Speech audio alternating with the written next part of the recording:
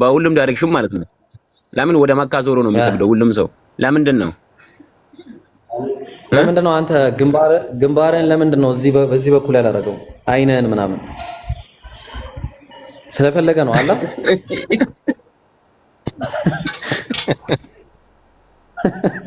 አንድ አምላክም አይደለም ጣዖታውያን። በቃ ምን አለፋ እስልምና ላይ ብቻ ስትመጣ ነው አንድ አምላክን በብቸኝነት የምታመልከው። አይሁድ ነው እንዳትል ደግሞ አይሁድ አንድ አምላክን ያመልካል። አዎ ትክክል። ግን ደግሞ አይሁዳውያን ደግሞ ነቢያትን አልተቀበሉም፣ ነቢያትን አይቀበሉም። ነቢያትን የማይቀበል ደግሞ አሁንም እምነቱ ትክክል አይደለም ማለት ነው። ስለዚህ እኛ ነቢያትን ሙሉ እንቀበላለን፣ አንደኛውን ከሌላኛው ሳንለይ፣ አንዱን ጥሎ አንዱን አንጠልጥሎ የሚባል እምነት የለንም። ሁሉንም ነቢያት የአላህ መልእክተኞች ናቸው፣ የአላህ ባሪያዎች ናቸው ብለን እንቀበላለን። ነቢያትን በአጠቃላይ ግን ከነቢያት ባሻገር ደግሞ መጽሐፍቶችም ተሰጥቷቸዋል። ያ የተሰጣቸው መጽሐፍ በአጠቃላይ ደግሞ አሁን ላይ ተበርዞ ነው ያለው። መጽሐፍቱን እንደ መጽሐፍት አላህ እንዳወረደው እንቀበላለን። ግን ምንድነው መጽሐፍቶቹ ተበርዘዋል። ስለዚህ በየትኛውም አይነት መንገድ ብትሄድ እንደ እስልምና ያለ እምነት የለም። አንድ አምላክን በብቸኝነት የሚገዛ ጣዖትን የሚርቅ የለም። እዛ ነው እኮ አላህ ምን ይላል መሰለ ወለቀድ በዐትና ፊ ኩሊ ኡመቲን ረሱላ አን ኢዕቡዱላህ ወጅተኒቡ ጣጉት ይላል። እንግዲህ በህዝቦች ሁሉ ላይ ምን ልክ ያለው አለ? መልእክተኞችን ልክ ያለው። ለምንድን ነው የላከው? አላህን በብቸኝነት እንዲገዙና ጣዖትን እንዲርቁ ነው። ስለዚህ ያ ሰማይና ምድርን ያለ ብጤ የፈጠረ አንድ አምላክ አለ።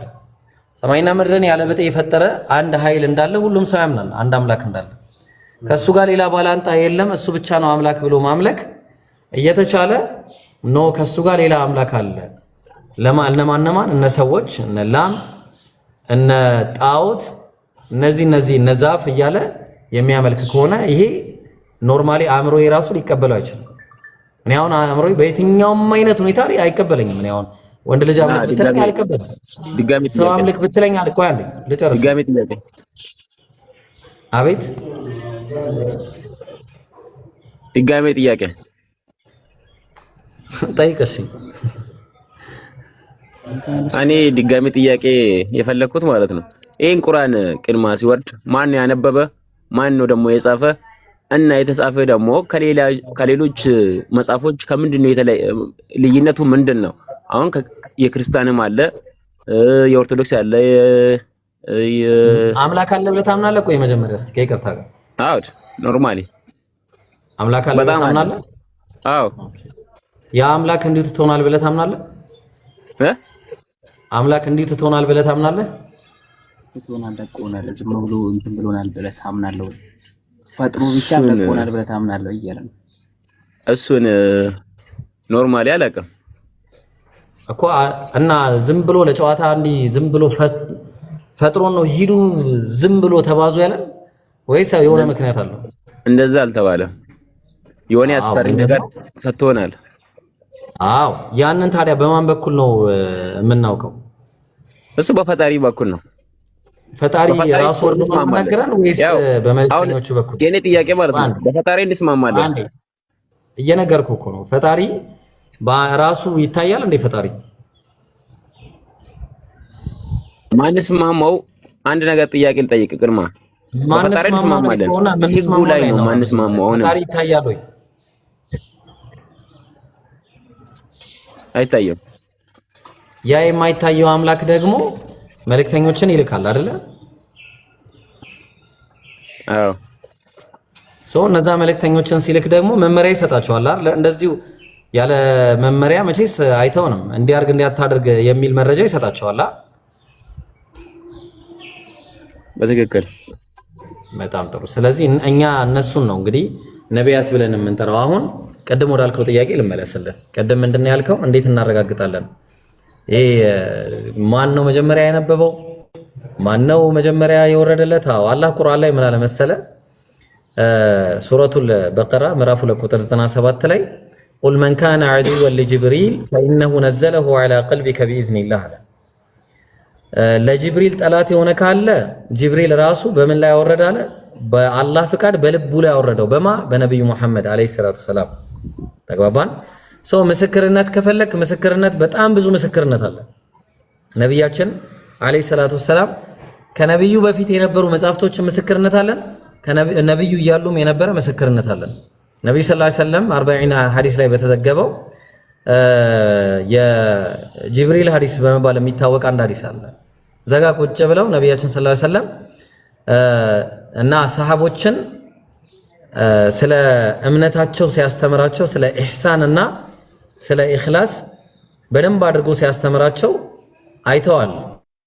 እንደዚህ እየሰማን ነው እኮ ታዲያ እየሰማን ነው። ኢብራሂም እየሰማን ነው። እሺ ምንድነው ሐሳብ? አሁን ነገርኩህ እኮ እንደዚህ ብዬ ነገርኩህ። እሺ ምን ትላለህ አሁን?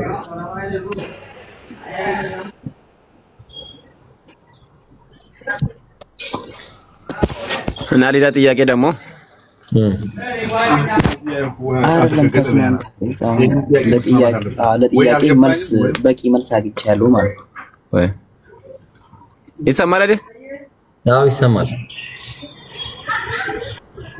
እና አሁን የምጠይቀው ደግሞ ክርስቲያን ነው ሙስሊም ነው ቅድማ የመጣ የቱ ነው? ክርስትና የሚባል ሃይማኖት የለም። እስልምና ነው የሰው ልጆች ሁሉ ሃይማኖት እስልምና ነው። ሰዎች ሲፈጠሩ የተፈጠሩበት ሃይማኖት እስልምና ነው። አላህ የሰው ልጆችን ሁሉ የፈጠረው በእስልምና ላይ ስለሆነ እዚህ ፈርዶብናል። እሺ እና ጨረስክ? ማለት ምን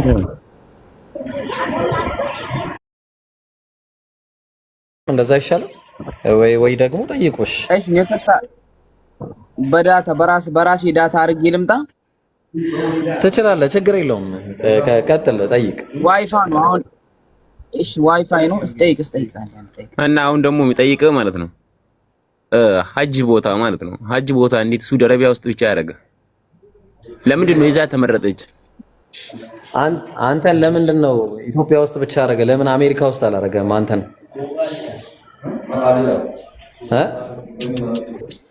ጥያቄ እኮ በጥያቄ አይመለስም። አዎ እንደዛ ነው። አየህ አንተን ለምንድን ነው አንድ ቦታ ያደረገ ብዬ ስጠይቅ መልስ የለም። ምንድነው መልሱ? ትክክለኛው መልስ አላህ ስለፈለገ ነው። አለቀ።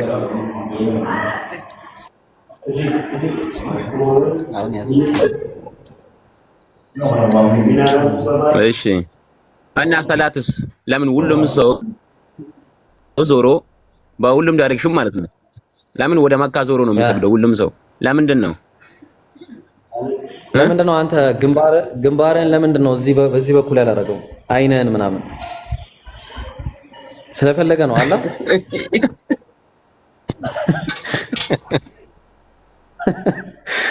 እንደዚህ እኮ ነው የምጠይቁት ጥያቄ። ወላሂ ያስቀኛል እኮ ሎጂካሊ ምንም የማይሆን ነገር እኮ ነው። አሁን ግንባርን በዚህ ጋር አይነን በዚህ ጋር አፍንጫን በዚህ ለምንድን ነው ያላደረገው ብዬ ብለህ አላህ ስለፈለገ ነው። በቃ ይሄም አላህ ስለፈለገ ነው። አቅጣጫ ነው ያ።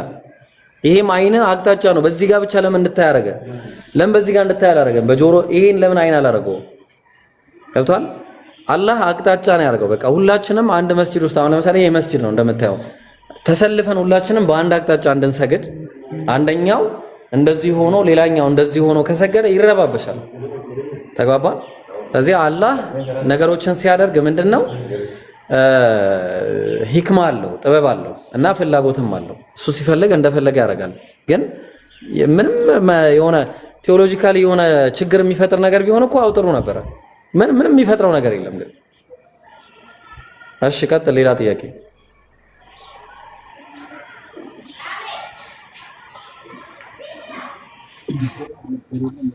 እና አሁን ድጋሚ የሚጠይቅህ ማለት ነው እሺ እዚህ ዓለም ላይ ሰው እኩል ተፈጥሮ ማለት ነው።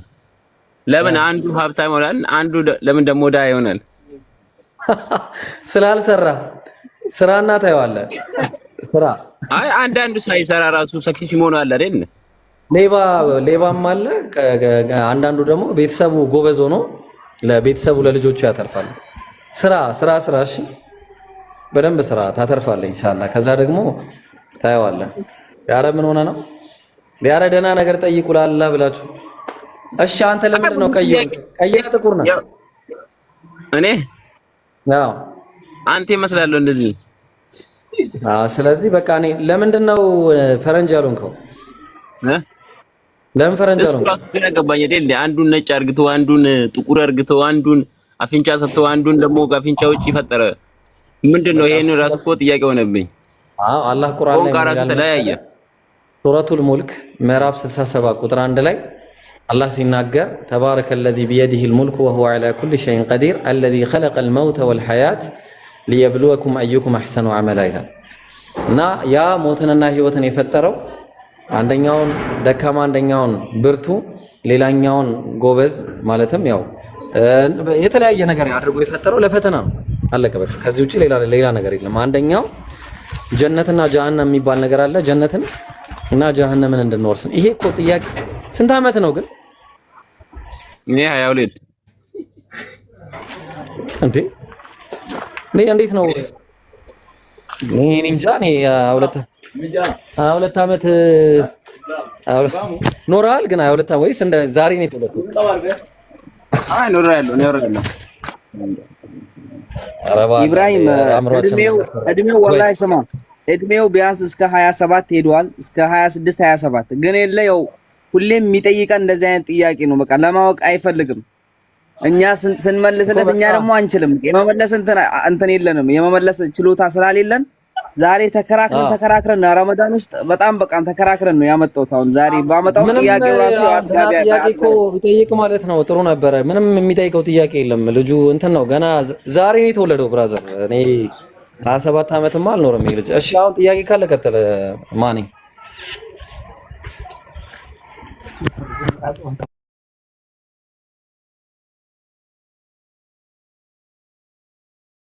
እሺ ችግር የለውም። ማልኮም ብለናል። ማልኮም በተጻፈ አንድ ጥያቄ ነበረኝና እስቲ እስልምናንና ክርስትናን ምንድነው ሞር በደንብ የሚያለያያቸው ነገር? ኢስላምና ክርስትና ነው። እሺ የመጀመሪያው ትልቁ ነገር ያው ኢሳ አለይሂ ሰላም ነው።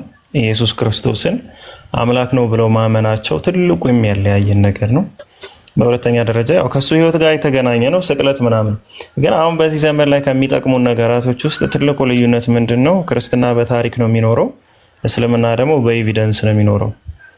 ታሪክን እንደ ኤቪደንስ ሳይሆን የምንወስደው እኛ አሁን በዚህ ጊዜ ላይ ልናምንባቸው የምንችላቸው ኤቪደንሶች ሲኖሩን፣ እነሱ ግን ስቲል የሆነ ዘመን እንዲሆነ የሆነ ዘመን እንደዛ ሆነ በሚለው ትርክት ላይ ነው የሚኖሩት ማለት ነው። ይሄ አሁን ላለ ትውልድ የእስልምናና የክርስትና ትልቁ ልዩነቱ ነው። ኦኬ። ስለዚህ እነሱ ላይክ አሁን በዛ በሚያመልኩት ነገር ብቻ ነው በነበረ ነው እያልከኝ ያለው? አልገባኝም። አሁን ያወራኸው ላይክ የተጻፈው ነገር በሙሉ ውሸት ነው ማለት ነው? እነሱ የጻፉት ነገር በሙሉ ሳይሆን የተጻፈ ነገር በሙሉ ውሸት ነው ሳይሆን ውሸት አለው። አሁን መጽሐፍ ቅዱስ ጋር በተገናኘ ከሆነ መጽሐፍ ቅዱስ ጋር በተገናኘ ውሸት አለው። ከተጻፉት ነገሮች ውስጥ ኦልሞስት ከ60% በላይ ውሸት ነው ማለት እችላለሁ። ግን ያ ማለት ሙሉ ለሙሉ ውሸት ነው አንልም። እኛ ሲራ የሚባል መጽሐፍ ታውቃለህ? ሲራ ኢብኑ ሂሻም ኢብኑ ኢስሐቅ ምናምን። አሁን እነዚህ የሲራ መጽሐፎች ላይ መውዱ አለ፣ ደኢፍ አለ፣ እዛው ኪታቦቹ ላይ ማለት ነው። ሰሂህ የሆኑ ዘገባዎችም አሉ። ባይብልን የምንቀበለው እኛ ልክ እንደ ሲራ መጽሐፍ ነው።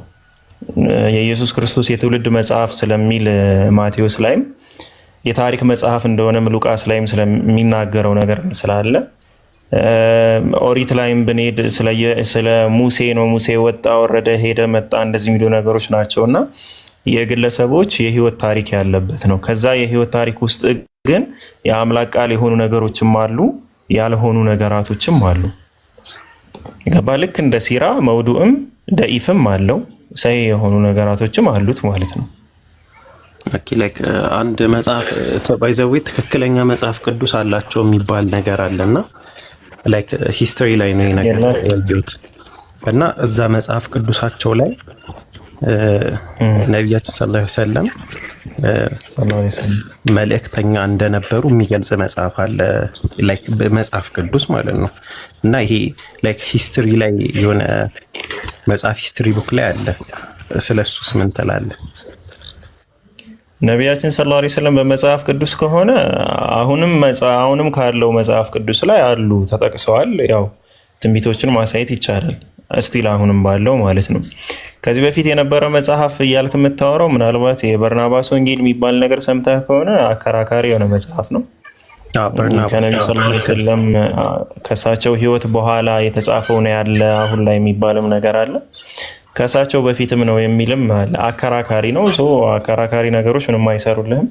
ባለው ላይ ሆኖ ግን ኢብራሂምም ከዚህ በፊት የሰሩት ቪዲዮ ነበር፣ ኢብራሂም እና አነስ ማለት ነው። አንድ ላይ ሆኖ ረዥም ቪዲዮ ዩቲዩብ ላይ ነቢያችን ሰለላሁ ዐለይሂ ወሰለም በመጽሐፍ ቅዱስ በሚል ርዕስ ብትፈልገው ታገኘዋለህ ብዬ አስባለሁ። አሁን ባለው ማለት ነው። ኢብሮ የምታወራው ነገር ካለ ማውራት ትችላለሽ። አይ እኔ አላወራም። ያኔ እዚህ ቲክቶክ ላይ ቪዲዮም አለ፣ ከፈለክ ማየት ትችላለህ። ቀጥል። ኦኬ መርሃባ። አዎ በፓርት አይ ቲንክ ፓርት 4 ላይ ነው ያየሁት አሁን ቅርብ ጊዜ። በተከታታይ እዚህም በፓርት እየሰራ ስለሆነ እሱ አካውንት ውስጥ ብትገባ ትንቢት በመጽሐፍ ቅዱስ ስለ ነብዩ መሐመድ ሰለላሁ ዐለይሂ ወሰለም ታገኛለህ። ዩቲዩብም አለ። ዩቲዩብ ላይም ገብታችሁ ማየት ትችላላችሁ። ረጃጅም ቪዲዮዎች ዩቲዩብ ላይ ቆይ ዩቲዩብ በቅርቡ ከፍተሃል እንደ ብሮ? አዎ ከፍቻለሁ። እና አሳያቸዋ ታግ አድርግልን። እሺ ባዮ ላይ አለ፣ ባዮ ላይ አለ ግን ላሳያቸው እስቲ አንድ ጊዜ ነው።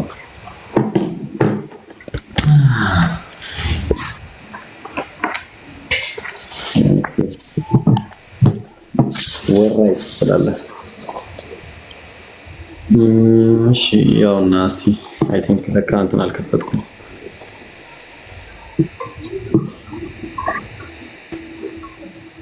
yes 20 baby all right ያው ስንት ነው? 303 ሰብስክራይብ አየህ? 303 ኢብራሂም አፖሎጂስት። እሺ ያው ቪዲዮ አይ ቲንክ 4 ደርሷል።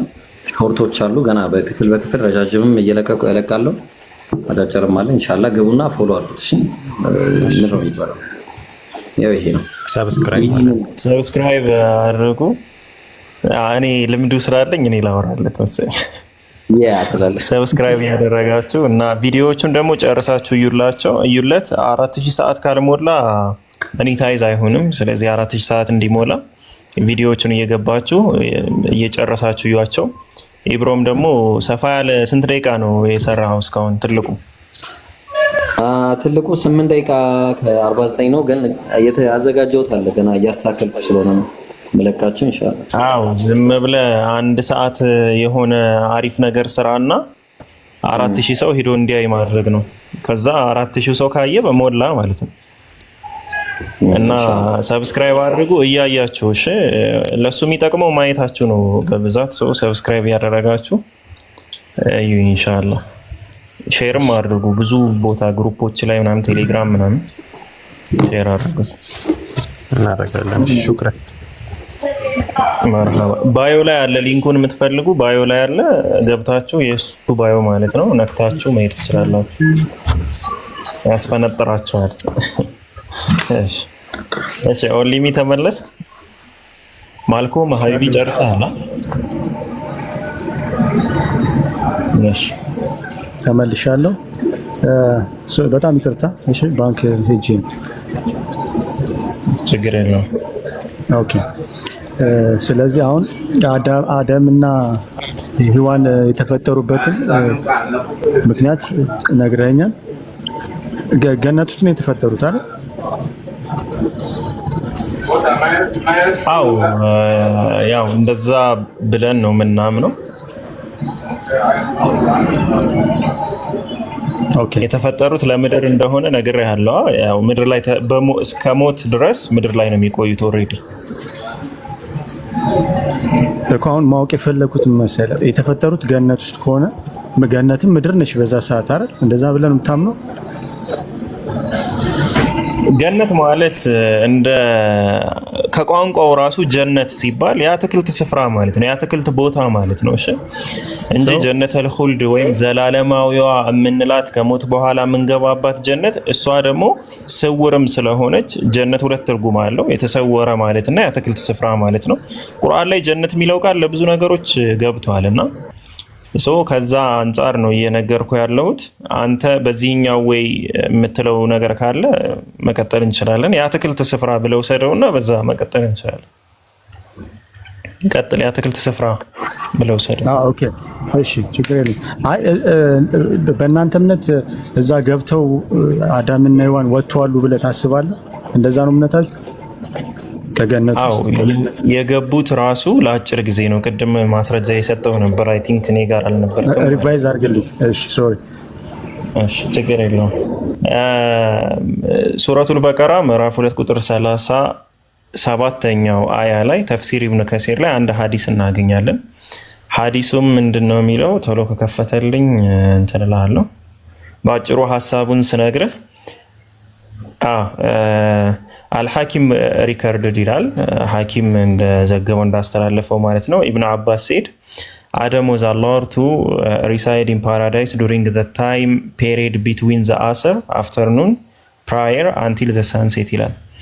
በጣም ለጠቀስኩት ለአሰር እና እስከ ሳንሴት ድረስ ላለው ማለት ነው በጣም ለአጭር ጊዜ ውስጥ ጀነት ውስጥ እንዲቆዩ የተፈቀደላቸው በጣም ለአጭር ጊዜ ውስጥ ነው። ያ ማለት ምን ማለት ነው? አደምና ሐዋ ከዛ ከተከለከሉት ቅጠል ቢበሉም ባይበሉም ወጪዎች ነበሩ ማለት ነው ከገነት። ኦኬ ብሉ አትብሉ ያላቸው ለምን ፐርፐዝ ነው? ትእዛዝ ነው። አሁን የሰው ልጅ የተፈጠረው አላህን ለማምለክ ነው አልተባለ? አምልኮ ማለት ደግሞ ትእዛዝ ነው። ኦኬ ስለዚህ ብሉ አትብሉ ያላቸው ታዘዛቸውን ለማወቅና ላለማወቅ ነው። ብዙ ፐርፐዞች አሉትና ከዛ ውስጥ ያለው አንዳንድ ነገራቶችን ልንገር። አንደኛው አደም አለይሂ ሰላም አላህ Subhanahu Wa Ta'ala አደም የመጀመሪያው የሰው ፍጡር ስለሆነ ያስተማረው በህይወቱ ነው። በህይወቱ ነው ያስተማረው ማለት ምን ማለት ነው? ለምሳሌ አደም ውሸትን አይቶ አያውቅም፣ አጥፍቶ ተጸጽቶ አያውቅም፣ ጸጸት የሚባልን ነገር አያውቀውም፣ ጥፋት የሚባለውን ነገር አያውቀውም፣ ይቅርታ፣ ምህረት እነዚህ ነገራቶች አያውቅም። አደም አለይሂ ሰላም የመጀመሪያው የሰው ልጅ ነው። አላህ Subhanahu Wa Ta'ala ትምህርትን የሰጠው ፊሊንጉንም እንዲሰማው አድርጎ ትምህርትን የሰጠው በህይወቱ ነው። ያ ማለት ምን ማለት ነው? አላህ Subhanahu Wa Ta'ala ወደዚህ ዛፍ አትቅረቡ ብሎ ከለከላቸው። ሰይጣን ግን ዋሻው መጥቶ ማንን? አደምን ማለት ነው። አደም ደግሞ በህይወት ዘመኑ ውሸት የሚባል ነገር ሰምቶ የሚያውቅ ፍጡር አይደለም። ስለዚህ ተታለለ እንጂ አደም አለይሂ ሰላም ሆን ብሎ ያጠፋው ጥፋትም አይደለም። ገባ? ውሸትን ሰምቶ ስለማያውቅ ተታለለ። ከዛም በልቡ ውስጥ ምን ተሰማው? ጸጸት ተሰማው። ግን እንዴት ይቅርታ መጠየቅ እንዳለበት አያውቅም። ገባ? አደም ጸጸት ተሰምቶታል ኦልሬዲ፣ ግን እንዴት ነው ይቅርታ መጠየቅ ያለበት የሚለውን ነገር አያውቅም ነበር። ከዛ አላህ Subhanahu Wa Ta'ala ምን አደረገው? የጸጸትን ቃላት አስተማረው። ለማን? ለአደም ማለት ነው። እንዴት ይቅርታ መጠየቅ እንዳለበት ባጠፋ ሰዓት አስተማረው።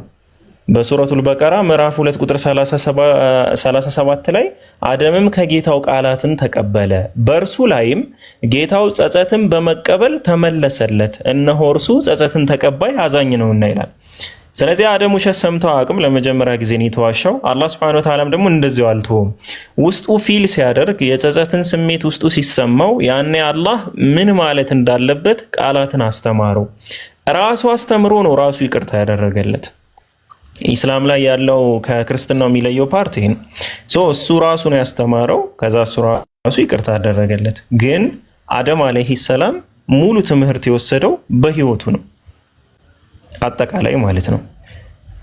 ከዚህ በበላህ ቀንም ከጀነት ትወጣለህ አይደለም ያለው። ኦኬ ከዚህ በበላህ ቀን ከጀነት እምነት ላይ ያለው ትልቅ ዲፈረንስ የመጣው ብዬ ማምነው በእኔ በግሌ ከዛ አሁን ለዛ ነው ከላይ ልጀምርኩልህ እንጂ እኔ ዘልዬ ነብዩ መሐመድ እንዴት ቁርአን ወረደለት ምናምን ማለት እኮ አቅተኝም። እንደዚህ አይነት ጥያቄዎች መጠየቅ አልፈልግም። እኔ የምፈልገው ከላይ አላህ ፐርፐዙ ምንድነው ሰውን ሲፈጥር ብያለሁ፣ ነግረኛል። እንዲያመሰግን የሰው ልጅ ተፈጥሯል አልከኝ።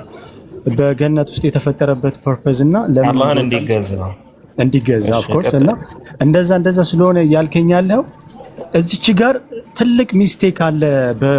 በሚስቴክ ሳይሆን ዲፈረንስ እንዲመጣ ያደረገው በሁለቱ መካከል ልዩነት አለ አለ፣ በጣም አለ። ለዛም ነው ኢሳን እናንተ እንደ አምላክ አድርጋችሁ መቀበል ያልፈለጋችሁት። ለምን እዚህ ጋር ነው ፖይንቱ። ክርስትና ላይ ኢሳ ኢየሱስ እኛ ቆይ ገብቶኛል። ኧረ ተረድቻለሁ። ሌላ የፈለኩት ክርስቶስ ለምን እንደመጣ ወይም ደግሞ ከሶስቱ አካል አንዱ አካል ብለን እንደምናምን ክርስቲያኖች ሲያምኑ ማለት ነው። እንደዛ ብሎ ለምን እንደሚያምኑ ክርስቲያኖች ቤት እየገባሁም ስማር ስለማውቀው ለምን እንደሆነ ይገባኛል። አሁን ከምረዳው አንፃር ምስልምናው ላይ ግን ያንን ኢሳ ብሎ እንዲቀበሉ አምላክ አይደለም ብሎ እንዲቀበሉ ለምንድን ነው የሚያሳስባችሁ ብዬ ሳስበው እዚህ ጋር ነው ዋናው ፖይንቱ፣ እዚህ ፍጥረታት ላይ ማለት ነውና አዳምሽ አሁን ጥያቄ የምጠይቅሽ ፒክዬ አንተ ተፈጥረህ ነው ተወልደህ ነው? ያነሳኸው ሐሳብ ላይ አወራለሁ። እሺ ትችላለህ ዴፊኒትሊ። ግን ፒክዬ በዛውም እንድትሄድበት አንተ ተወልደህ ነው ተፈጥረህ ነው? ጥሩ እሺ፣ መጀመሪያ ወደ መጨረሻው ጥያቄ ከማለፌ በፊት የክርስትናና የእስልምና ትልቁን ሂውጅ የሆነውን ዲፈረንስ አንስተዋልና ከዛ እስልምና ደግሞ ኢየሱስ ክርስቶስን አምላክ እንዳልሆነ እንዲያምን ያደረገው ትልቁ ነገር ከአዳም የመጣው ኬዝ ነው የሚል ነውና እስኪ ያው ሎጂካል ሆነን አይደል የምናየው፣ ላይክ ከሃይማኖት ውጭ ሆነን እስኪ ሎጂካል ሆነን እንየውና አዳም የመጀመሪያ የሰው ልጅ ነው፣ የመጀመሪያ ፍጥረት ነው። የመጀመሪያ የሰው ልጅ ነው፣ የመጀመሪያ ፍጥረት ነው። ታዲያ ይሄ የመጀመሪያው ፍጥረት የመጀመሪያን ስህተት ሲሰራ ውሸት ማን ነው የዋሸው? እባብ ማለት ነው። ለምሳሌ ሰይጣን ዋሽቶታል። ኦሪት ዘፍጥረት ምዕራፍ 3 ቁጥር 5 ላይ ከእርሷ በበላችሁ ቀን ዓይኖቻችሁ እንዲከፈቱ እንደ እግዚአብሔርም መልካምንና ክፉን የምታውቁ እንድትሆኑ እግዚአብሔር ስለሚያውቅ ነው እንጂ ብሎ ከለከለ ብሉ አላቸው ማለት ነው እንጂ ሞትን አትሞቱም አላቸው። ኦሬዲ ሞትን በበላችሁ ሰዓት ላይ ሞትን አትሞቱም የሚል እንደዚህ አይነት ቃል ገባላቸው። እንግዲህ ሰይጣን ዋሸው ማለት ነው። ማንን? አዳምን። ሰው አዳም ተታሏል። አዳም በመታለሉና በመዋሸቱ ምክንያት ማንን የበደለ? ነፍሱን የበደለ፣ ራሱን የበደለ። ከእግዚአብሔር የሚጠበቅበት ምንድን ነው? ይቅር ብያለሁ ማለት። ለምን አንድ ሰው ራሱን አጠፋ፣ በደለ፣ እሺ ከጌታው ይቅርታን ጠየቀ። ከእግዚአብሔር ወይም ደግሞ ከአምላኩ የሚጠበቅበት ይቅር ማለት ነው። ግን እንደዛ ሳይሆን የተደረገው እግዚአብሔር ሶስት አካላቶችን ረገመ። ቁጥር 14 ጀምሮ አንደኛ እባቡን ከምድር አራዊት ሁሉ ተለይታ አንተ የተረገምክ ትሆናለህ፣ በሆድህም ትሄዳለህ፣ አፈርንም በሕይወት ዘመንህ ሁሉ ትበላለህ አለ። በአንተና በሴቲቱ መካከል በዘርህና በዘሯ መካከል ጠላትነትን አደርጋለሁ፣ እርሱ ራስህን ይቀጠቅጣል፣ አንተም ሰኮናውን ትቀጠቅጣለህ ብሎ እባብን ረገመው። አንደኛ ለምንድን ነው እባብ የተረገመው ስንል ሁለት ሪዝኖች ነው በክርስቲያኖች በኩል የሚቀርበው። አንደኛው ምንድን ነው? ሰይጣን ስለተጠቀመበት ነው። ኦኬ፣ ሰይጣን ስለተጠቀመበት የሆነን አካል የዛ ዘር ማንዘር የሚረገምበት ምክንያት ምንድን ነው ሪዝኑ? ለምሳሌ አንድ ሰው የኔን የፊት ማስክ ለብሶ የኔን ፊት አስመስሎ ማለት ነው ማስክ ሰርቶ ሂዶ ቢሆን እጅል ቢያጠፋ ምን ቢል እኔ የምረገምበት ኬዝ ምንድን ነው? እግዚአብሔር አያውቅም ነው? ይሄ መጀመሪያው ነው። አይ ሁለተኛው ላይ ደግሞ እንደዛ ሳይሆን ሰይጣኑ ራሱ እባብ ደግሞ ራሱ ነው ያጠፋ ነው። እባብ ራሱ እስካጠፋ የእባብ ዘሮች ምን አጠፉ ነው? ያ እባብ እኮ ኦልሬዲ ሞተ እኮ። በእርግጥ የፊተኛው እባብ የኋለኛው ዘንዶ ብሎ ሰይጣን መሆኑን ያስቀምጣልና ያ እባብ ኦልሬዲ ሙቷል። እንግዲህ ከእባብ ስንጀምር የእባብ ዘር በደረት የሚሳብበት ምክንያት ምንድን ነው? የአፈር የሚበላ እባብ ባናቅም ማለት ነው። ከዛ ወደ ሴቲቱ ደግሞ መጣ። ለሴቲቱ ማለ በጸነሽ ጊዜ ጭንቅሽን እጅግ አበዛለሁ፣ በጭንቅ ትወልጃለሽ፣ ፈቃድሽም ወደ ባልሽ ይሆናል፣ እርሱም ገዥሽ ይሆናል። አዳምንም አለው የሚስትህን ቃል ሰምተሃልና ከእርሱ እንዳትበላ ካዘዝኩህም ዛፍ በልተሃልና ምድር ከአንተ የተነሳ የተረገመች ትሆናል። እንግዲህ አዳም ባጠፋው ምድር ተረገመች። ጥሩ እንግዲህ የምድር ጥፋትም አይታወቅም። በሕይወት ዘመንህ ሁሉ በድካም ከእርሷ ትበላለህ፣ ሾህንና አሜኬላን ታበቅልብሃለች፣ የምድርን ቡቃያ ትበላለህ። ወደ ወጣህባት መሬት እስክትመለስ ድረስ በፊትህ ወዝ እንጀራን ትበላለህ፣ አፈር ነህና ወደ አፈርም ትመለሳለህ አለው። እንግዲህ እነዚህ በጠቅላላ ማለት ነው እርግማኖች ናቸው። በምን ምክንያት? ዛፉን በመብላታቸው ምክንያት ወደ አዳም የተላለፈው።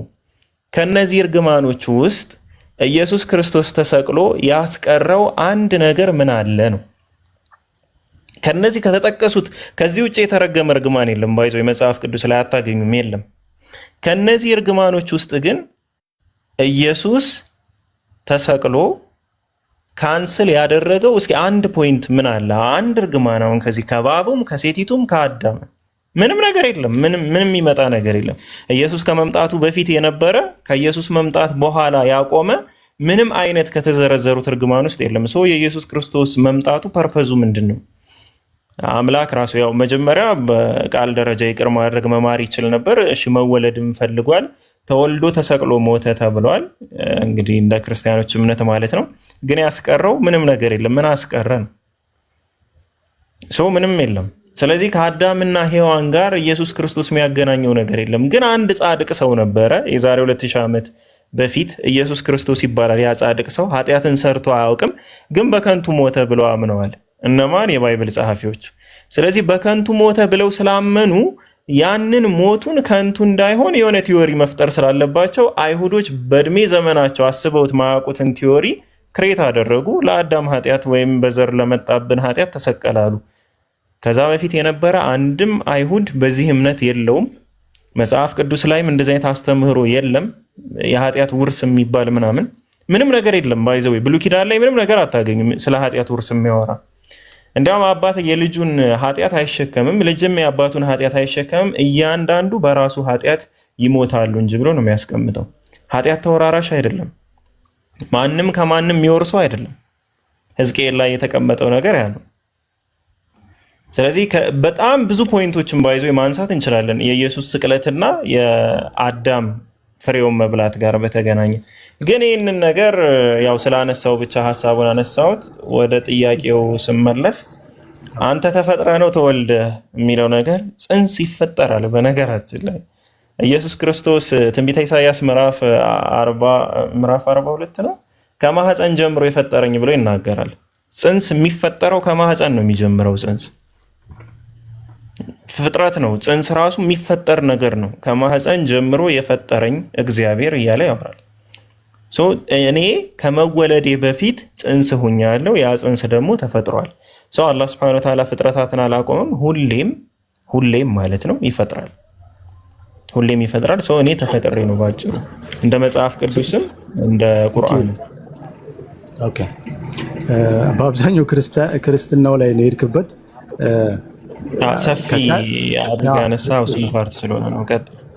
ችግር የለውም። ግን ያው እሱን በክርስቲያኖች ቤት ገብቼ ጠይቃሉ የራሴን ጥያቄ። ግን አሁን እኔ አንተ ተፈጥረ ነው ወይስ ተወልደ ነው ስል፣ እንግዲህ በእስልምናው የሰው ልጅ ቀን ከቀን ይወለዳል ሳይሆን ይፈጠራል ነው።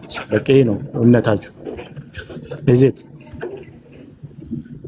አዎ፣ በእስልምና ብቻ ሳይሆን በክርስትናም ይሄ ነው ያለው። ኖ ጽንስ ይፈጠራል። ክርስትናው ተው ለምን እንደዛ ለምን እንደዛ ለምን ፒኪ አንተ አዳም አይደለህም ማለት ነው አይደል? አዳም አይደለህም እንደዛ እያልከኝ ነው?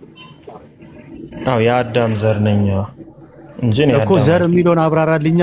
ተፈጥሬ ነው እያልከኝ ከሆነ አሁን ራይት ነው ስትወለድ ከእናትና ከአባት እኔ የተፈጠርኩት የአዳም ዘር ነኝ ስትል ፒኪ እስቲ አስረዳኝ።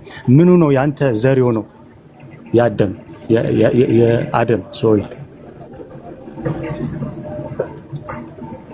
ጨረስክ? አንሴስተሪ ማለት ነው። አሁን ዘር ሲባል ምን ማለት ነው?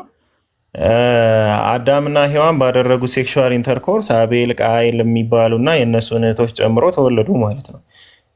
በእያንዳንዱ ተራክቦ አማካኝነት በየጊዜው ሰው ይፈጠራል። አላህ ሱብሓነሁ ወተዓላ ሰውን ከሚፈጥርባቸው መንገዶች ውስጥ አንዱ ምንድን ነው? ኑጥፋና አለቃ ይሆናል። ከዛ የረጋ ደም ያለ ስቴጆቹን በጠቅላላ ቁርአን ላይ የሚያስቀምጠው። ኑጥፋ ማለት ቅልቅል ከሆኑ የፍትወት ጠብታ ማለት ነው የሰው ልጅ የተፈጠረው። አዳም የተፈጠረው ከአፈር ነው። ሔዋን የተፈጠረችው ከአዳም የጎን አጥንት ነው።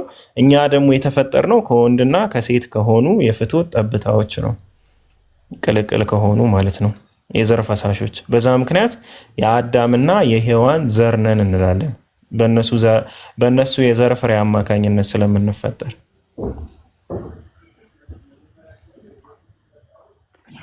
ይሄንን የጠየቅኩ ለምን እንደሆነ ታውቃለህ?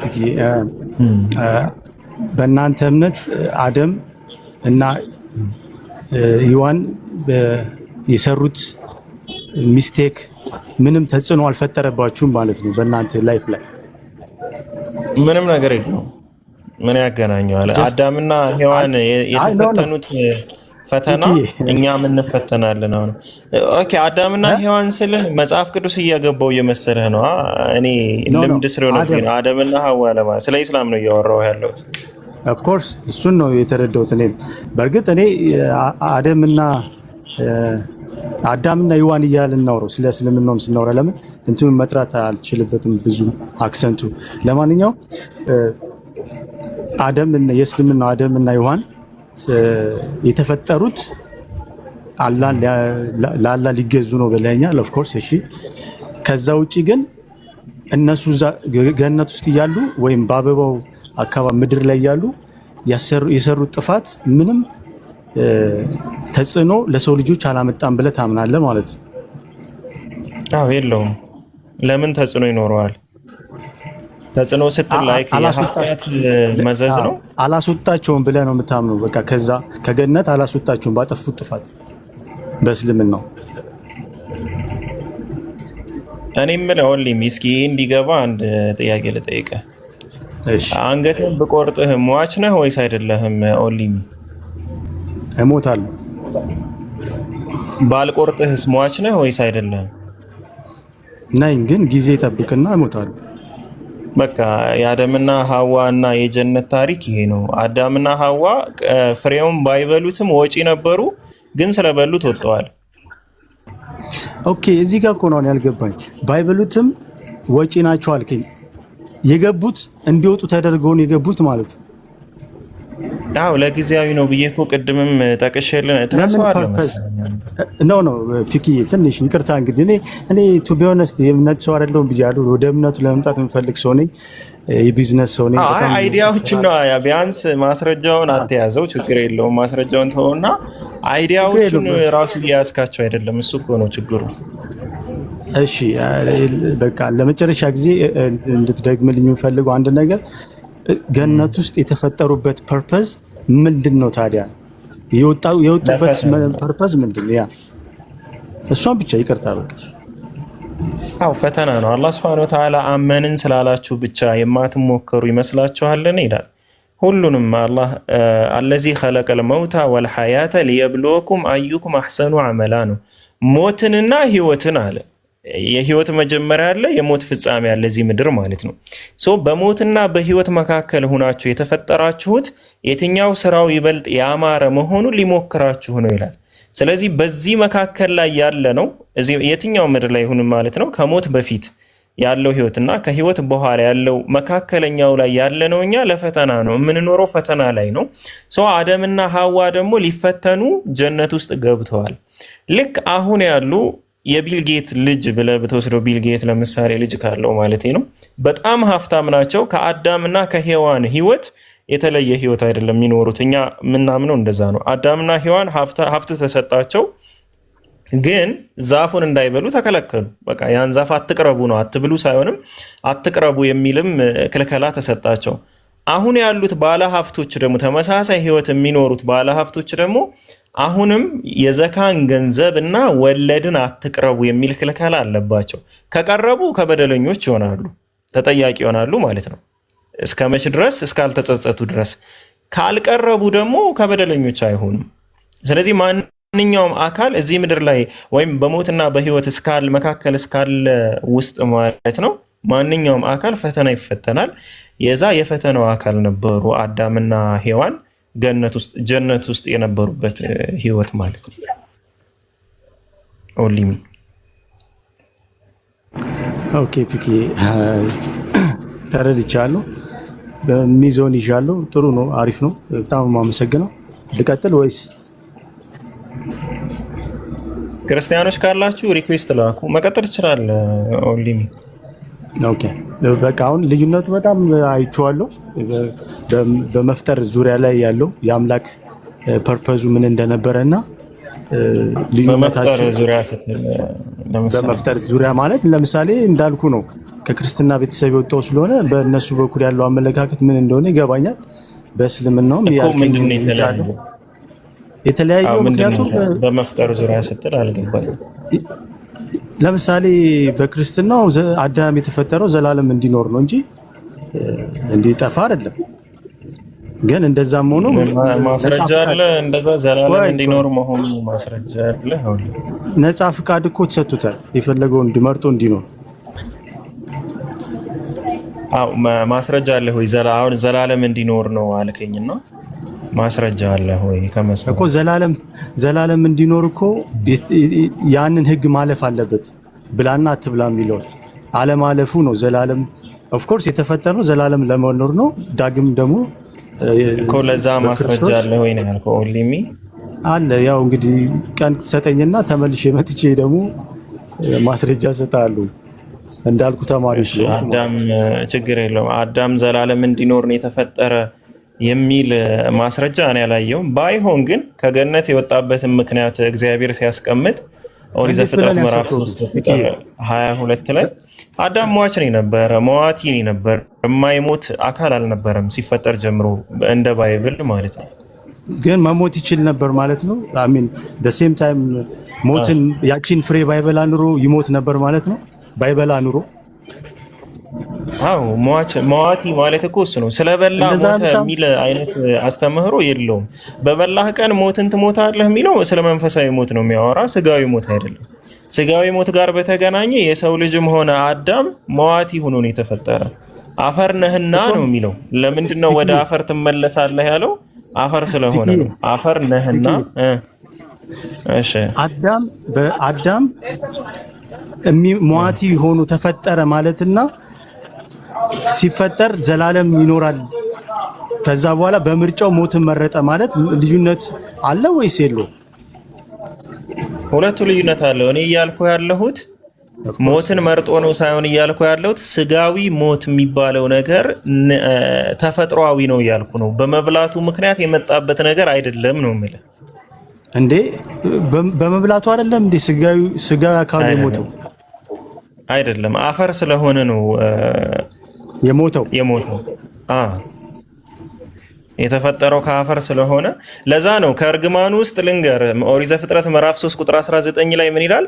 ወደ ወጣህባት መሬት እስክትመለስ ድረስ አለ። የጊዜ ገደብ አስቀመጠለት። እስክትመለስ ድረስ በፊትህ ወዝ እንጀራን ትበላለህ አለው።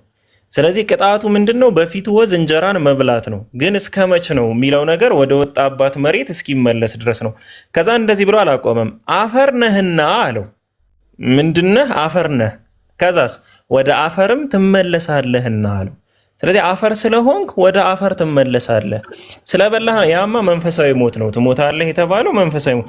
ስጋዊ ሞት ቢሆን ኖሮ በበላ ሰዓት ይሞት ነበር አዳም፣ ግን አልሞተም። ከዛ በኋላ 700 ምናምን ዓመት ኖሯል እኮ 700 ዓመት ቢኖርም እኮ ስጋዊ ሞት የገባው ያቺን ፍሬ በመብላቱ አይደለም እያልከኝ ነው?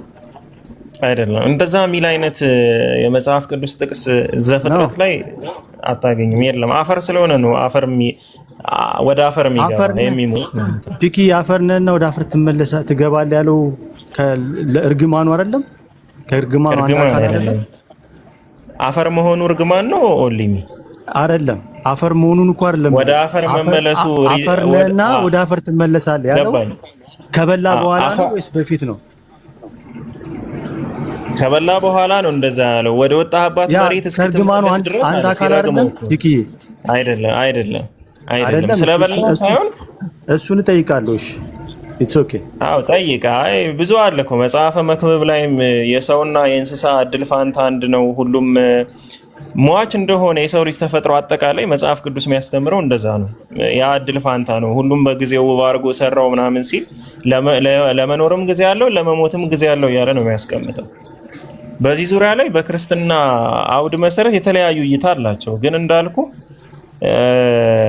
ይሄ ምንድነው ፍሬውን ስለበላ ነው ስጋዊ ሞት የሞተ የሚል አይነት አስተምህሮ ግን እኔ መጽሐፍ ቅዱስ ላይ አላውቅም። ቆይ ሁሉም ነገር መጽሐፍ ቅዱስ ላይ አለ ማለት ሳይሆን በአባቶች በምንም እንግዲህ እስቲ እኔ እጠይቃለሁ። ኤኒዌይስ ክርስቲያኖችን ቤት ገብቼ ከዛ እንትን እላለሁ። ለማንኛውም በእስልምና ያለውን እንዳልኩ እምነት ላይ ስላልሆንኩኝ በአሁኑ ሰዓት እስልምና ማወቅ ስለምፈልግ ነው ጥያቄ እሺ አትደጋግሞ፣ በጣም እየካድክ ነው። ደጋግመ ባልከው ቁጥርና አትደጋግሞ። በቃ ተውቼ አንዴ ስላልክ እምነት ላይ አይደለም እየካድክ ነው። በቃ ደጋግመህ ለምን ልክድ? ምን ተሰምቶ ነው? በቃ አትበለው። መጀመሪያ ብለኸዋል። በቃ ተረድቻለሁ። እንቀጥል። ዝም ብለህ ሀሳብን ብቻ። እሺ ኦኬ። ስለዚህ በቃ እንዳላስጨንቅህ ብዬ ነው። ካልሆነ አስጨንቅሃለሁ እና ከምንጨናነቅ። እሺ ቀጥል። ያው ብታስጨንቀኝም መረጃ በሚል ነው እንጂ ሌላ አታስጨንቀኝም። እሺ ለማንኛውም እሱ ተመችቶኛል። አሁን ያስረዳብኝ ወይ በጣም ነው የማመሰግነው ፒኬ በእውነት። ከገነት አዳም ከገነት ለምን እንደወጣ ታውቃለህ? ፍሬውን ስለበላ ነው ብለህ ነው የምታስበው? በክርስትናው ነው? በክርስትናው ነው? አዎ በክርስትናው። እኔ እንግዲህ እንዳልኩሽ ነው። እኔ እስከማውቀው አዳም የተፈጠረው ዘላለም እንዲኖር ነው። የዘላለም ፍሬ እኮ እየበላ እየኖረ ነው። ግን ትእዛዙ ከገነት የወጣው በምክንያት ነው ብለህ ነው የምታምነው? ትእዛዝ ባለማክበር ነው። ቶታል ማንን? አዳምን ስለበላ ሳይሆን እንዳይበላ ወጥቷል። ሆን ብሎ አደረገው እያልከኝ ነው? አዎ ያ የዘላለምን ሕይወት የሚሰጠውን ዛፍ እንዳይበላ ነው ያስወጣው እንጂ ያ መልካምና ክፉን ከሚለየው ዛፍ ስለበላ አይደለም ያስወጣው እያልኩ ነው። ኦኬ እሺ፣ አልገባኝም። እሺ ግብደው እዚህ ጋር የሆነ ሀሳብ አለ። እሺ ኦሊኒ እስቲ ቀላል ሰላም ነው? እንዴት ነህ? ሰላም ነው አሉ። እሺ ቀጥል። አዳምና ሔዋን በገነት ምንድነው አትብሉ የተባሉት? አትብሉ የተባሉት ማለት ምንድነው ማለት አልገባኝም። አትብሉ አላቸው። በገነት ካሉት ዛፎች መካከል ሁሉንም ብሉ፣ ግን ምንድነው አትብሉ የተባሉት? ያው ጸበለሱን ነው አለ። ስንት ጸበለስ? አንድ ነው። ሌላ አለ? ሁለት ነው የተባሉት። አላነበብኩም። እስቲ አስረዳኝ። ኦኬ ሁለት ያልክበት ምክንያት አንብበው። የእውቀት ዛፍና የሕይወት ዛፍ አለ፣ ከሁለቱ ዛፎች አትብሉ አላቸው እግዚአብሔር። አንብቦሽ አለ መጽሐፍ ቅዱስ። የእውቀትና የሕይወት ዛፍ። እሺ የእውቀት ዛፉን ከበሉት አዋቂ ይሆናሉ አይደለ? ኦኬ። የሕይወት ዛፍን ከበሉት ምንድነው የሚሆኑት? ዘላለም ይኖራሉ ነው እኮ። ሟች ነበሩ ማለት ነው መጀመሪያ። ኦፍ ኮርስ ኖ ሟች አልነበሩም። ሶሪ ታዲያ ለምን የሕይወት ዛፉን? እሺ አንተ ነህ ሁለት አለ ያልከው። እሱን ኮንፈርም ሳላደርግ መልስ ልሰጥ አልችልም። እሺ ቆይ ጥቅስ ማን ያወጣልኛል? በአለ እንደ ጥያቄ ይዟል። እሺ ቆይ አንዴ ላውጣልህ። እኔ ራሴ ኦሪት ዘፍጥረት ቆይ ቁጥሩንም እኔ እፈልግለታለሁ፣ ችግር የለም። ምን ሐሳቡን ንገረኝ፣ እኔ ላውጣልህ። ዛፍ አትብሉ የተባሉት የእውቀትና በገነት ካሉት ከሁሉም ዛፎች ብሉ፣ ግን ሁለት ዛፎች የእውቀት ዛፍና የሕይወት ዛፍን አትብሉ ያላቸው ማለት ነው። ወይ ደግሞ ምን ታደርጋለህ መሰለህ? ቀላል ላይ ኦሪት ዘፍጥረት ምዕራፍ 3 ቁጥር 22 ነው አውጣው። ዛፎቹን ምዕራፍ 3 ቁጥር 22። እሺ የበላውና ያልበላውን እዛ ጋር የበላውን ካልበላው እንለይለት። ኢብሮ ጥፍርን አትብላ። እሺ ኦሊሚ አለክ?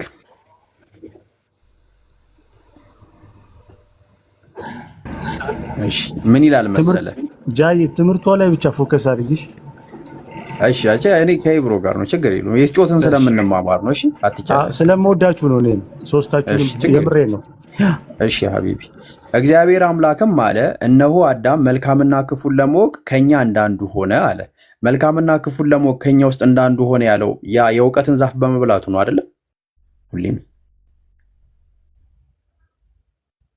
እስቲ እግዚአብሔር አምላክ አለ እነሆ አዳም መልካምና ክፉን ለማወቅ ከኛ ውስጥ እንዳንዱ ሆነ አለ አይደለ?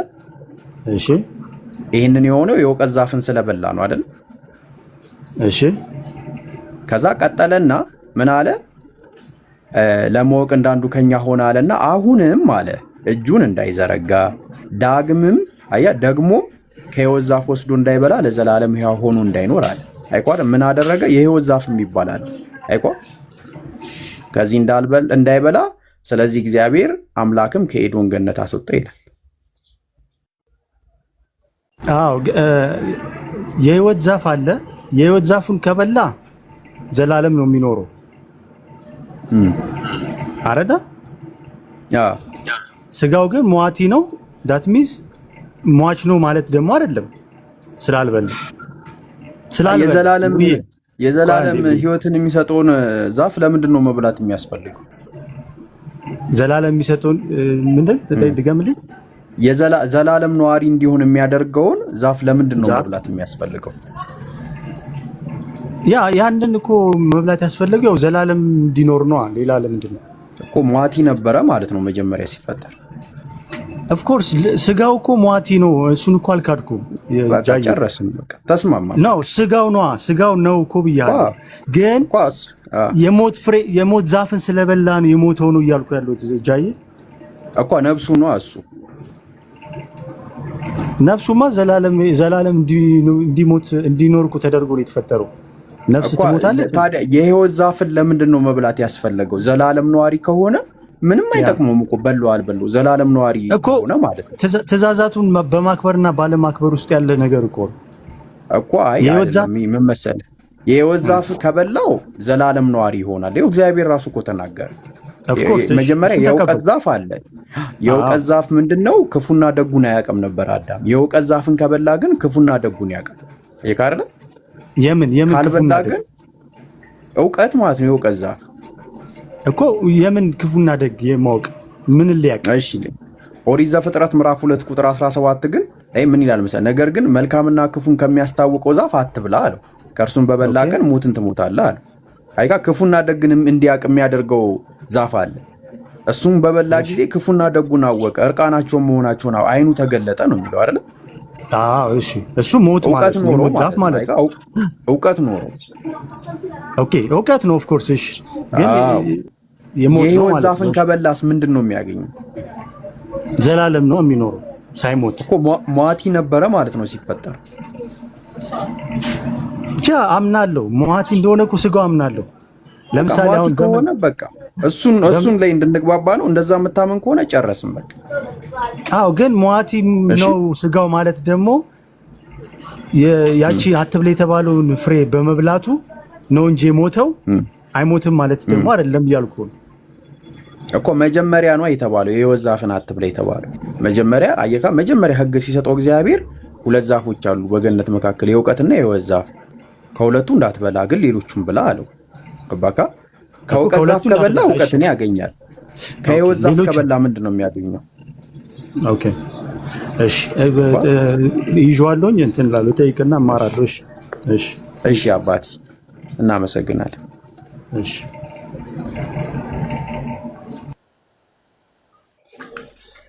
ሰላም አለይኩም። ወአለይኩም ሰላም ወራህመቱላሂ ወበረካቱ። እና ምንድነው ምን እንትን ነው ጨረሰ ልጁ ወበረካቱ ላይ ነበር። የሆነን ሰው ታስታውሳቸዋለህ? ይቅርባችሁ ብዬ ወአለይኩም ሰላም በዛው ፒኬ ልጠይቀው። እሺ ክርስቲያኖች ካላችሁ ሪኩዌስት ላኩ። ኢብሮ ተመለሳል። ይብርሽም መቀጠል እንችላለን። እሺ ቀጥል ኦሊሚ ጥያቄን ቀጥል። እሺ በቃ የመጀመሪያ ፍጥረት ላይ ያለውን ስለተረዳው አመሰግናለሁ። ያስኩትን ይዣለሁ። ለማንኛውም አንድ ደግሞ ሌላ ግራ የሚያጋባኝ ነገር ምንድነው? ለምሳሌ ቁርአን ነው ወይስ ባይብል ነው ቀድሞ የተጻፈው? ባይብል ነው። ኦኬ ከዛ ቁርአን የተጻፈው ከዛ በኋላ ቁርአን ተጻፈ። ኦኬ ፒኪ ይሄንን የምጠይቅህ ትንሽ ግራ ስለሚገባኝ ለምንድን ነው ከአዳም ጀምሮ እስከ ጂሰስ ክራይስት እስከ መሲሁ ድረስ የነ አብርሃም የነ ሙሴ የሁሉም ስም የተመሳሰለው? አይ ሚን ለምንድን ነው እስቲ ፒኪ ለምን ተመሳሰለ? እዚህ ያህል ተመሳሰለ ማለት አልገባኝም። በቅጽል ስም እንጥራቸው እኛ ኖ ነው ሌላ ስም እናወጣላቸው። ኖ ሙሴ ይላል እዚህ ጋር ደግሞ ሌላ አለ። እዚህ ጋር አብርሃም ይላል፣ እዚህ ጋር ኢብራሂም ይላል። ለምንድን ነው የምልህ? where come from this all እኮ ለዛ ነው አንድ ሰው ስለሆነ ነው። ኦንሊሚ ከሆንክ ኦንሊሚ እልሃለሁ፣ ወይም በቻይንኛ ኦንሊሚ ልልህ እችላለሁ። ቁርአኑ ላይ እሺ፣ ቁርአኑ ላይ የኢሳ ስም የተጻፈው በምንኛ ነው? በአረብኛ? አዎ አረብኛ ነው ፊደሉ። እስቲ በአረብኛ ምንድነው የሚለው ስሙ? ኢሳ ነው እየጠራኸው እኮ ነው። ኦኬ ኢሳ ነው በአረብኛ። ኦኬ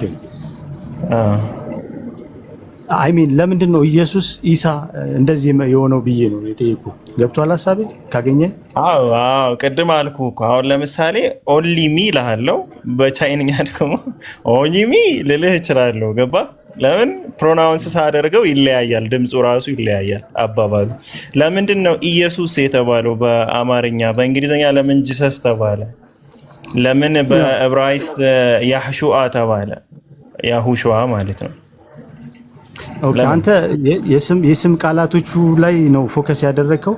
እኔ ደግሞ በሌላ ላስረዳሽ። ኦኬ በሌላ ላስረዳ እንዲገባን ለሁላችንም። የተጻፈው ቀድሞ መጽሐፍ ቅዱስ ነው አልከኝ፣ ከዛ ቁርአን የተጻፈው አልከኝ አይደለ? መጽሐፍ ቅዱስ ላይ ኢሳ አለ፣ እዚህ ጋር ደግሞ አይ ሚን ኢየሱስ አለ፣ እዚህ ጋር ደግሞ ኢሳ አለ። አሁን ኢየሱስ የለም መጽሐፍ ቅዱስ። የትኛውም መጽሐፍ ቅዱስ ላይ ነው ኢየሱስ አለ ያልከኝ? ኢየሱስ የሚል የለም። አማርኛውን ነው የምትለኝ? አማርኛው መቼ ነው የተተረጎመ? 1987 እኮ ነው አማርኛው የተተረጎመ። 1889 የአባሮም የቁም ትርጉም ወደ አማርኛ የተመለሰ ማለት ነው። የአማርኛው ኢየሱስ የሚለው ኦኬ። እኔ እኮ ቃላቱ እንዴት ብዬ ላስረዳ? ቃላቱ ላይ ኳርዶ የሚያለው ኮስን እኮ ነው። አሁን እሺ በቃ ላሳጥርልህ ሀሳቡን ማለት ነው። ኢሳ አረብኛ ነው። ኢሳ የሚለው ቃል ከየት መጣ ከሆነ ከአራማይኩ ኤሾ ከሚለው ነው የመጣ። ሾ የሚባል ፊደል አረብኛ ውስጥ የለም። ገባ? አሁን እኛ አሁን ለምሳሌ ጧ ቋ ጧ ጯ ምናምን እንላቸው አማርኛ ላይ ያሉት ሌላ እንትን ላይ ላናገኛቸው እንችላለን። ጧ እንኳን አለ አረብኛ ላይ፣ ጯ ምናምን አሁን የለም። ገባ? ሸዋ የሚል ፊደልም የለም። ፒኪ ቆይ አንዴ ስማኛ ነው። አይ አትልፋ፣ ስሙ ላይ አይደለሁም ማኒ ቃላት ላይ አይደለሁም። እና ምንድን ነው የፈለግኸው? እሺ ስሙ ላይ ካለ ምን ላይ ልናወራሽ? እሺ ፒኪ ላስረዳሽ እንዴት እንደሆነ የፈለጉት። ቆይ ለምሳሌ ተረድቻለሁ። ቆይ ተረዳኝ ጃ ኦኒሚ ቆይ ኦኒሚ ኒሃ ኳኒ ተረናሽ እንትን ነው። እንዴት መሰለህ ይሄንን ለመረዳት በቀላሉ ይሁዲዎች አሉ አይደለ? ኦሊሚ ያ አሁን ይሁዲዎች ክርስቲያኖች የያዙት መጽሐፍ የአምላክ መጽሐፍ ነው ብለው ያምናሉ። ይሁዳዎች ያ አያምኑም። የአምላክ መጽሐፍ ነው ብለው ያምናሉ እኮ ነው ያልከኝ። ያምናሉ ወይ? ጥያቄ። የማንን መጽሐፍ? የእናንተን መጽሐፍ፣ የክርስቲያኖችን መጽሐፍ። የእናንተን አማርኛውን ነው በቃ መጽሐፍ በቃ እናንተ ባይብል የሚባለው መጽሐፍ የአምላክ መጽሐፍ ነው ብሎ ያምናሉ ወይ? ጃዬ ገብቶኛል ብለን የገባው ግን አልገባህም። ጥያቄ በደም ነው የገባኝ። ልመልስልህ ስር ነቀል መልስ ልመልስልህ። ኧረ ተው ስር ነቀሉን ተውና ጃዬ ተረድቻለሁ። አልተረዳኸኝም። ተው እሱን አይደለም እያልኩ ያሉት። የጠየቁት ጥያቄ ምን መሰለህ? ያወራህ ያለኸው ኦንሊሚ ፒኪ አንድ ልጠይቅሽ፣ አንድ ፕሊዝ አስተካክል። ስም ላይ እንዳልሆነ ጥያቄ ልንገር እንዴት እንደሆነ። ለምሳሌ አዳምና ሔዋን ከተፈጠሩ በኋላ እስከ ኖህ ድረስ በክርስትናው ሰው የነበረው ሰው ጠፍቷል አይደል? በእንትን በንፍሯ በእስልምናው እንደዚህ አይነት ታሪክ አለ? አዎ አላ ስለ አንድ ህዝብ ስለ አንድ ሰው እኮ ነው የሚያወራው አላ። እስልምና ውስጥ ያሉ ደግሞ ክርስትና ውስጥ የሌሉ ታሪኮች አሉ። ለምሳሌ የነብዩ ሷሊህ፣ ሹዓይብ፣ ሁድ እነዚህን ነቢያቶች አታውቋቸውም? የሉም።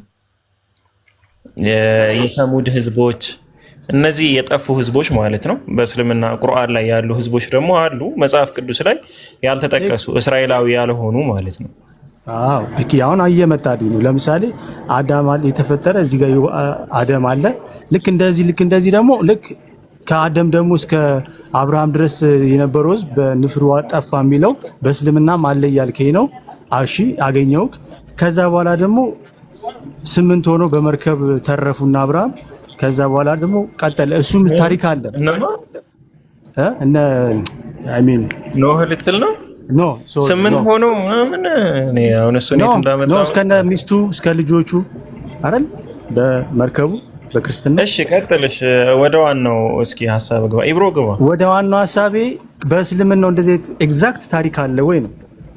ኦንሊሚ ሰላም ብያለሁ። ይከታሽ እሺ አጠር እናድርገውና ያው መልሱ ከቅድም ጀምሮ ሲመለስ ነበረ፣ ግን አሁን በአጭሩ ልበልና አንተ ለምሳሌ አለ አይደል ኦንሊሚ እና ጃቢርና ፒኬ ደግሞ ስላንተ አንድ ነገር ሲዘግቡ ለምሳሌ ኦንሊሚ ነው ብሎ አንደኛው ዘገበ። ኦንሊሚ የገባው 8 ሰዓት ነው እንዲሆነ በዚህ ሰዓት ገባ ምናምን ብሎ ነገር አንደኛው። ሁለተኛው ደግሞ እንዲህ ብሎ ተነገረ 8 ሰዓት አይደለም ስላንተ ነው የገባው ምናምን። አንተ ትለወጣለህ?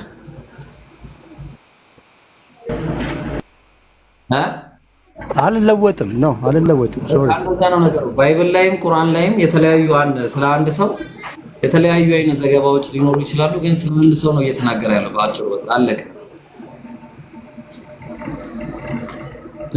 ካመገ ምን አልከኝ?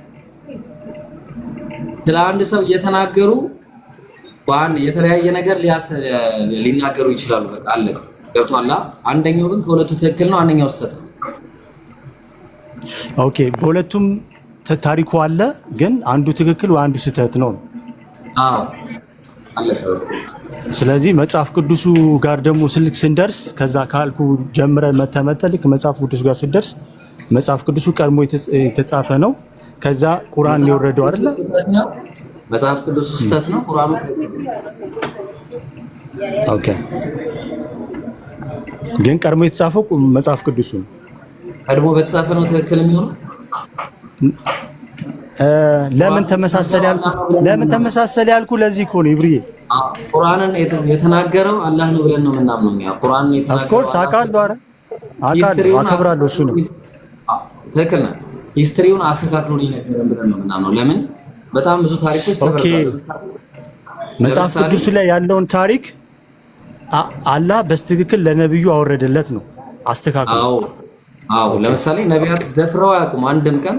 ነብዩ ዳውድ አለይሂ ሰላም አንድም ቀን ደፍረው አያውቅም። ነብዩላህ ሱለይማን አንድም ቀን አምላክን ክዶ አያውቅም። ወማ ከፈረ ሱለይማን ወላኪን ሸያጢን ከፈር ይላል። እዚህ ሱለይማን ከፍሮ አያውቅም፣ ሰይጣናት ግን ከፍረዋል ብሎ አላህ ነው። ስለዚህ ይሄንን ታሪኮችን አላህ እያስተካከለ ነው። ብዙ ነገሮች አስተካክሏል። ለምሳሌ ብዙ ልዘረዝር ይችላል። ኤኒዌይስ ታሪኩ ያ ነው ትክክል ነው።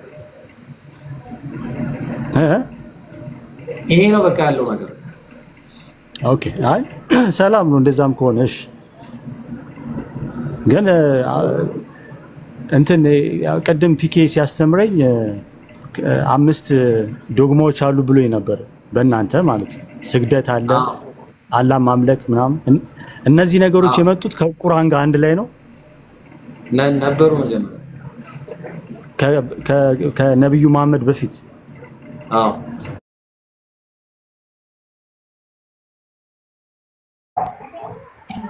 ኢብሮ ሞቅ አድርገው እስኪ። እሺ ማን አለ? ማን ነው ከኦንሊሚ ቀጥሎ ያለው? ኦንሊሚ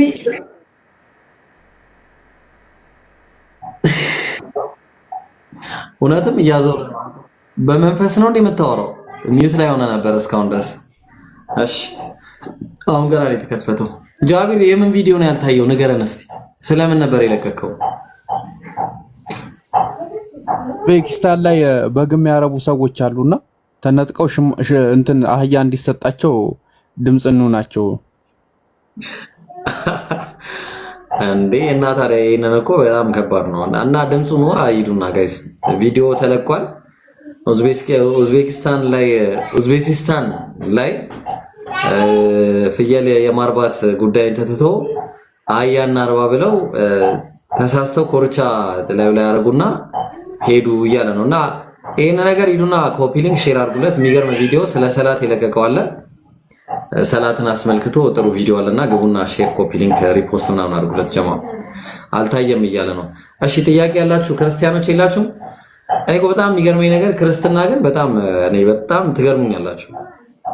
በቃ ኢየሱስ አምላክ አይደለም የለም ባይብሉ ላይ አንድ ጥቅስ እኮ ነው የሌለው። በቃ አንድ ኢየሱስ አምላክ ነው የሚል ነገር የለም። ስላሴ የሚል ነገር የለም። አምላክ የባይብል ጸሐፊያን አይታወቁ። እሺ አሁን እንዴት ነው የምትሉን? በቃ እሺ እስቲ ይሄንን የሚያስረዳ ሰው አለ? አንድ ሰው አንድ ክርስቲያን ማለት ነው የለም። ሲጀመር እኔ ልፋት ነው የሚሆንብኝ። እሺ ኑና ጠይቁ። አይሻ እድሜዋ ስንት ነው በሉን። ኑና ጠይቁ። ከዚህ ውጪ የምትጠይቁት ነገር የለም መቼስ። አይሻ እድሜዋ ስንት ነው?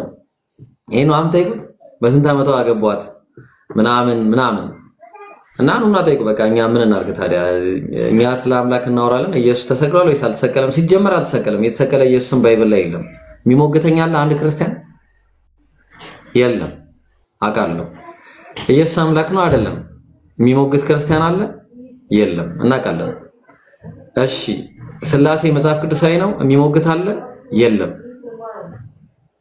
እሺ ክርስትና ከኢየሱስ በፊት አለ ማለትም እንዴ ይቅርታ ከኢየሱስ በፊት አልኩኝ። ክርስትና ኢየሱስ ያውቀዋል? የለም። ማስረጃ የለውም። አንዳችሁ እስቲ አረ ለአላህ ብላችሁ ነው። እሺ አለ ናግባሽ እስቲ ያው ናግባ ነይሽ ነይ እስቲ እንያችሁ እስቲ አንድ ሰው በቃ ያ ክርስትና መልስ እንደሌላት እያየን ነው። በቃ አይሻ እድሜዋ ስንት ነው?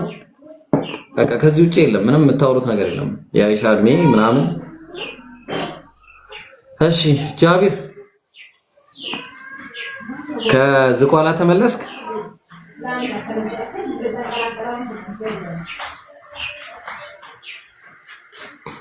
እዛ አሻግር ያለው ወደዚህ አልመጣሁም። አሻግራ እሺ እና ምን እናውራ? የሆነ ነገር እንጀምር እስቲ። አይመጡም ክርስቲያኖች። ይሄ ልጅ ማን ነው እዚህ ጋር የተቀመጠው ግን?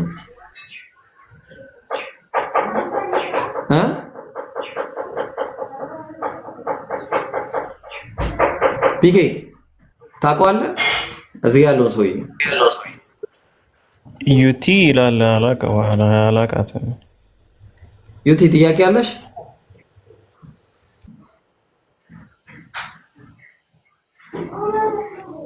የላትም። በቃ ክርስቲያኖች ምንም ማስረጃ እንደሌላችሁ አይተናል። ኢየሱስ ክርስቶስ አምላክ እንዳልሆነ መጽሐፋችሁን ነግራችሁናል። እናመሰግናለን። እንግዲህ ደፈር ብላችሁ ክርስቲያኖች ኑና አምላካችሁን እንትን ለማለት ሞክሩ። እንደ ወንድ ልጅ አታምልኩ ከነ ሙሉ ማን ነው ያለው? አላህ ከነ ፓኬጁ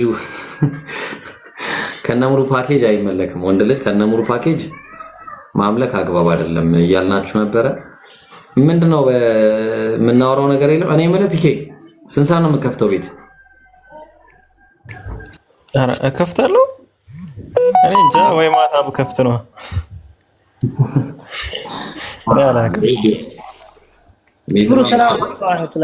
አንድ ጥያቄ ልጠይቅ እስቲ። አሜቅ ያለኝ አለይኩም ሰላም ወራህመቱላሂ ወበረካቱ። ጠይቅ።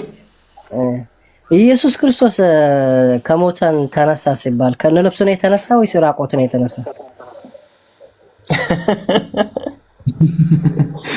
አውፋርስ አውቆ ይዞት ሄደ ልብሱ ይዞት ሄደ ወይስ ልብሱን አስቀምጦ ነው የሆነ ቦታ ከተነሳ በኋላ እኮ ሰው አግኝተዋልና ልብሱ ይዞት ሄደ ወይስ ልብሱን ይዞት ከሄደ ይሄን ልብስ ይመለካል እንዴ? ይሄንንማ ጃቢር ይመልስልኝ ወይ ታላቁ መልስ። ኧረ እኔ እንደዚህ አይነት ጥያቄዎችን መመለስ አልችልም፣ አይሆንልኝም። ከውፍረትና ከቁመት ትክክለኛ ጥያቄ እኮ ነው። ልብሱን ይዞት ነው ሄደው ወይስ ራቁቱን ነው ሄደው? ራሱ ጥያቄ ነው ወላሂ። እንዴ በጣም ከባድ ነው። ሲነሳ ራቁቱን ነው ሄደው ወይስ እንዴት ነው? እሺ ተስፈኛዋ ወአለይኩም ሰላም ወራህመቱላህ። ይሄን ፕሮፋይል ለምን አረግሽው? ፕሮፋይሉን ለምን አረግሽ? ይሄን ማን ነው? አይ አግባብ አይደለም እንደዚህ አይነት ፕሮፋይል ማድረግ። አያሽ አስተካክላለሁ። እሺ ስለወደድኩት ነው። እሺ አግባብ አይደለም። ጥያቄ ካለሽ ጠይቂ። እሺ ማለት እሺ አሁን ያለፈው ልጅ ማለት ነው ኢየሱስ በስጋው ነው የሞተው አለው እና ነፍሱ ነው መለኮቱ ስጋው ነው፣ ሁሉም ስጋው ነው ይላሉ እና ነፍሱ ነው መለኮቱ እንዴ? እንጃ እኔም ግራ ገብቶኛልና ታች ነው ያለው። ታች አብራችሁ ተጠያይቁ።